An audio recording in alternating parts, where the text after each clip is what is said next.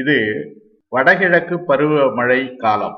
வடகிழக்கு பருவமழைன்னா October, November, December இந்த மாதங்கள்ல தான் தமிழ்நாட்டில் அதிகமான மழை பெய்யக்கூடிய ஒரு காலகட்டம். குறிப்பாக பாத்தீங்கன்னா வடகிழக்கு பருவமழை அப்படின்னா குறைஞ்சது ஒரு 4 புயலாவது அந்த சமயத்துல வரும்.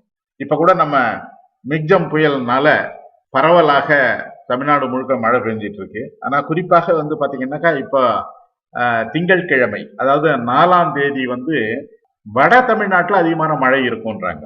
அதாவது வட தமிழ்நாடு அப்படின்னு சொன்னா எந்த இடம் அப்படின்னா குறிப்பாக சென்னை, காஞ்சிபுரம், அதுக்கு பிறகு அந்த பக்கம் அப்படியே வந்தீங்கன்னா ராணிப்பேட்டை, வேலூர், திருப்பத்தூர், அப்புறம் கிருஷ்ணகிரி, தர்மபுரி, இந்த மாவட்டங்கள் தான் வட மாவட்டங்கள். இந்த மாவட்டங்கள்ல அதிகமான மழை இருக்கும். காரணம் என்ன கேட்டா, இது ஆந்திராவினுடைய தெற்கு எல்லைக்கு அருகாமையில் இருக்கக்கூடிய ஒரு பகுதி.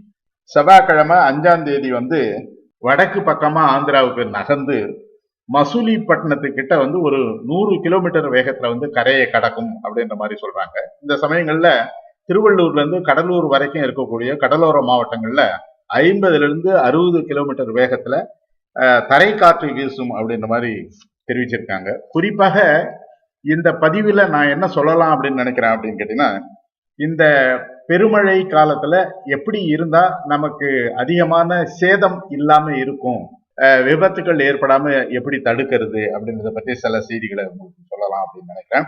முக்கியமா நம்ம குடிக்கும் போது காய்ச்சிய தண்ணியை குடிக்கணும், காய வச்சு சுடு தண்ணியை குடிக்கணும். அதே மாதிரி சுத்தமான சுகாதாரமான ஒரு உணவை உண்ண வேண்டும். அப்புறம் புயல் தொடர்பான அரசனுடைய எச்சரிக்கை அதிகாரப்பூர்வமா வந்த பிற்பாடு அதுக்கு பிறகுதான் நம்ம அந்த சைக்கிள், 2 வீலர், அப்புறம் கார்ல எடுத்துக்கிட்டு வெளியில போகணும் அப்படின்ற மாதிரி சொல்லியிருக்காங்க. அதே மாதிரி வீட்டை விட்டு வெளியில இருக்கக்கூடிய மக்கள் அருகில் இருக்கக்கூடிய பாதுகாப்பு மையத்துல இருக்கணும், அல்லது பாதுகாப்பான கட்டிடங்கள்ல தங்கி இருக்கணும் அப்படின்ற மாதிரி சொல்றாங்க. அதே மாதிரி இந்த சமயத்துல முக்கியமா நம்ம கவனிக்க வேண்டிய விஷயம் என்ன கேட்டீங்கன்னா, அருந்து விழுந்த மின்சார கம்பிகள் மீது கவனமாக இருக்கணும். அதே மாதிரி நம்முடைய சுற்றுப்புறத்தை சுத்தமா வச்சுக்கணும். கிருமி நாசினிகளை தெளிச்சு நம்ம சுத்தமா அந்த பகுதிகளை வச்சுக்கணும். அதே மாதிரி தேவையில்லாம வெளியில போய் நடமாடுறத தவிர்க்கணும். பேட்டரிகள், அதாவது மின் கலங்களை முறையாக பராமரிக்கணும். கூடுமான வரைக்கும் அந்த ஜன்னல் கதவுகளை மூடி வைக்கணும். அது எல்லாரும் அப்படிதான் செய்வீங்கன்னு நினைக்கிறேன். அதனால விபத்துகள் ஏற்படுறதுக்கு நிறைய வாய்ப்பு இருக்கு. உள்ளுக்குள்ள தண்ணி வரும், காற்று வரும், அதை மூடுறத கூட கஷ்டப்படுவீங்க. விலை உயர்ந்த பொருட்கள், அது மாதிரி டாக்குமெண்ட்ஸ், ஆவணங்கள் ஏதாவது இருந்ததுன்னா அதுல நனையாதபடி, தண்ணியில நனையாதபடி பத்திரமாக பாதுகாப்பாக அதை வச்சுக்கணும்.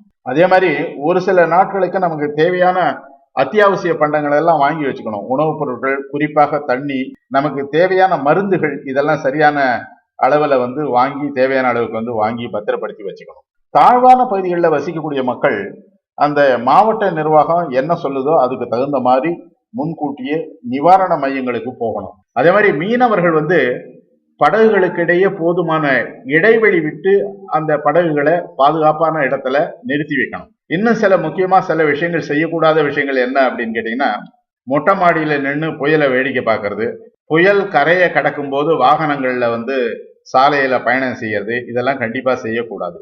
இந்திய வானிலை மையம் புயல் கடந்து விட்டது அப்படின்னு சொல்லிட்டு அதிகாரப்பூர்வமா அறிவிக்கிற வரையில வெளியில எங்கேயும் போகாம இருக்கிறது நல்லது. இந்த பெருமழை பெய்யும் போது நம்ம வெளியில இருந்தோம்னா பாழடைந்த கட்டிடங்கள்ல உள்ளுக்குள்ள போய் அங்க போய் இருக்கலாம் அப்படின்ற மாதிரி இருக்கக்கூடாது.